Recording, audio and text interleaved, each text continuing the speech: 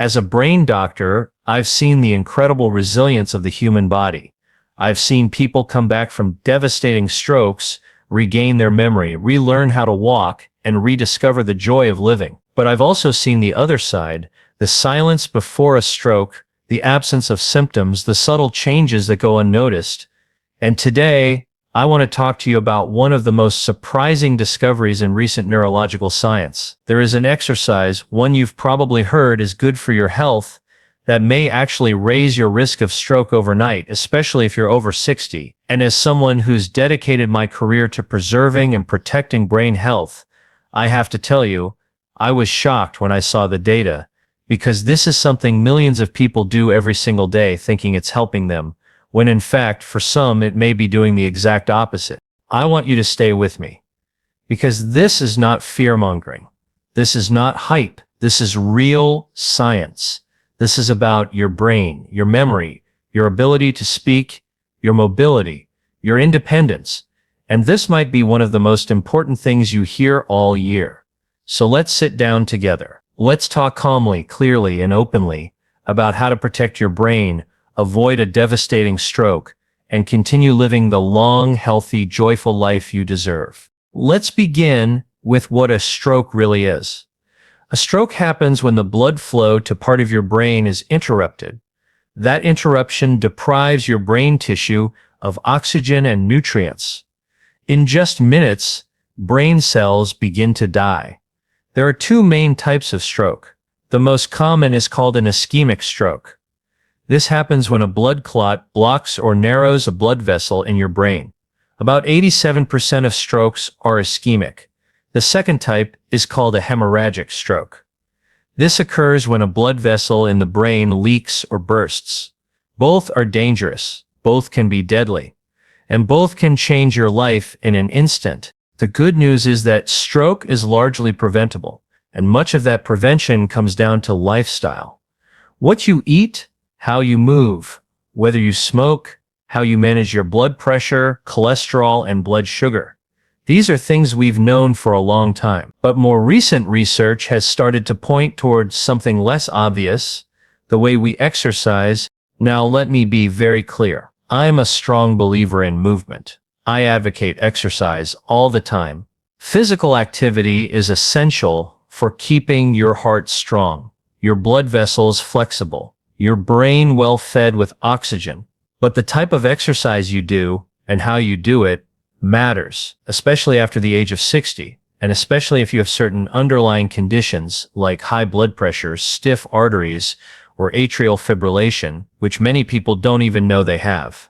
The exercise I'm talking about today is high-intensity resistance training. That includes things like lifting heavy weights, especially in a way that involves straining, holding your breath, or sudden jerky movements. And if you're surprised to hear that heavy strength training could be dangerous, you're not alone. Most people think of weightlifting as something that builds muscle, improves bone density, boosts metabolism, and that's all true. But there's a hidden risk, especially if you're not doing it correctly, or if your cardiovascular system is already under stress.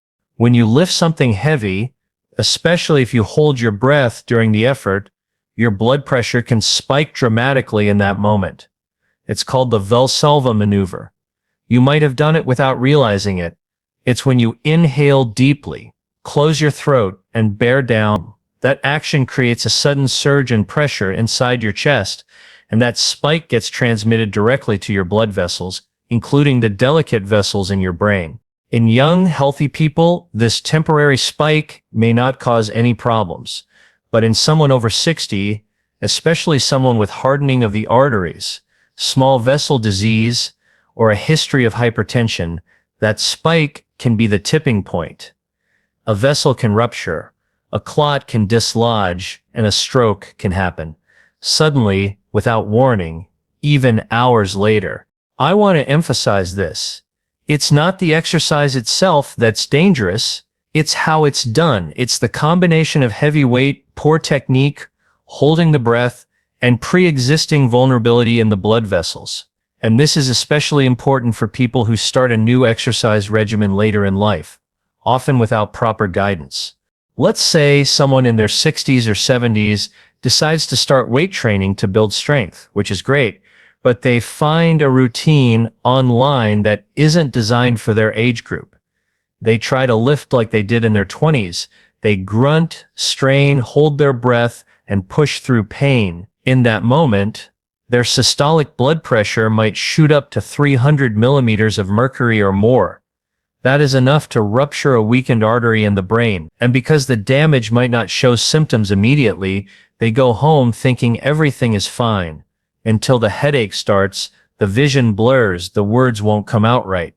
By then it may be too late. There's more. Recent studies have shown that high-intensity resistance training, when done without proper rest or hydration, can also increase blood viscosity. That means your blood gets thicker. Thicker blood is more likely to clot. If a clot forms and travels to the brain, it can block a vessel and cause an ischemic stroke.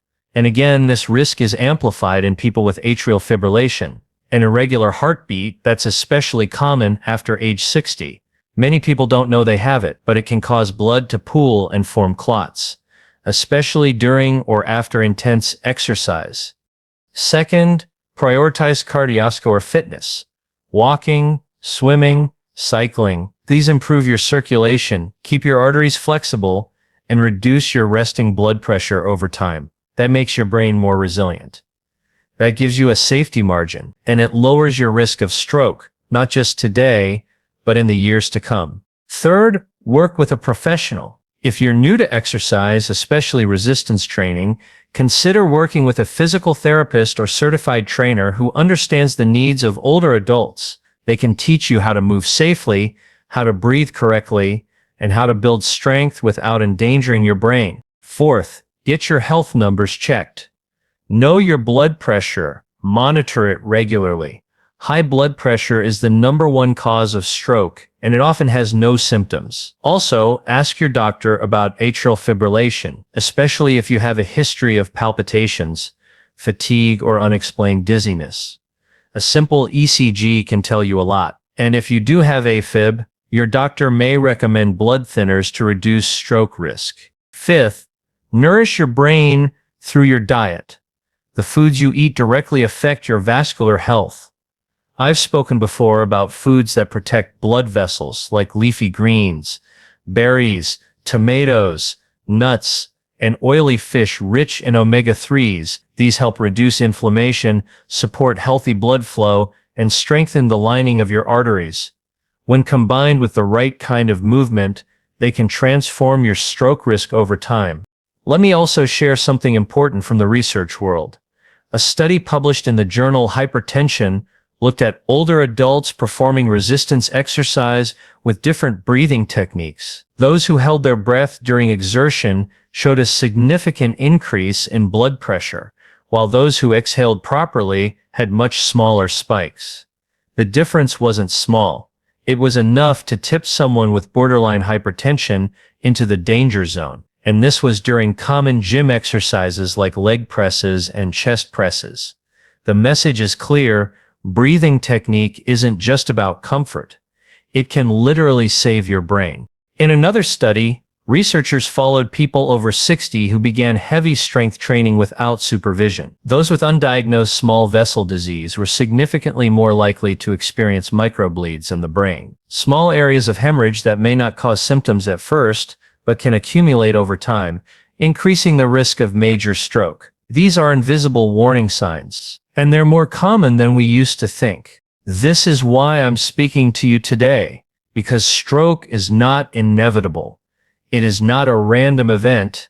It is often the result of small choices, repeated over time, choices we can understand and change. I'm not here to tell you to fear exercise. I'm here to help you do it safely, so you can enjoy the benefits without risking the most precious organ you have, your brain. And if you're living with conditions like high blood pressure, diabetes, or atrial fibrillation, please know that you can still be active, but you must do so under the guidance of your healthcare team. Exercise should heal, not harm. And with the right plan, it can be one of the most powerful medicines you have. I've seen the consequences of stroke. I've seen the fear, the frustration, the families left grieving, but I've also seen something else. I've seen the power of prevention. I've seen patients take control, change their habits, protect their brains, and live decades longer with clarity, with strength, with dignity. That's what I want for you. So if this message resonated with you, if it made you pause and think, I encourage you to take one small action today. Whether it's checking your blood pressure, rethinking your exercise routine, or simply walking for 10 minutes, that step could change everything. Your brain is worth it, your future is worth it, and you are worth it. Thank you for spending this time with me. I'll see you in the next video, where we'll continue exploring the science of how you can eat, move, and live to prevent disease and protect the most vital parts of your body, starting with your brain.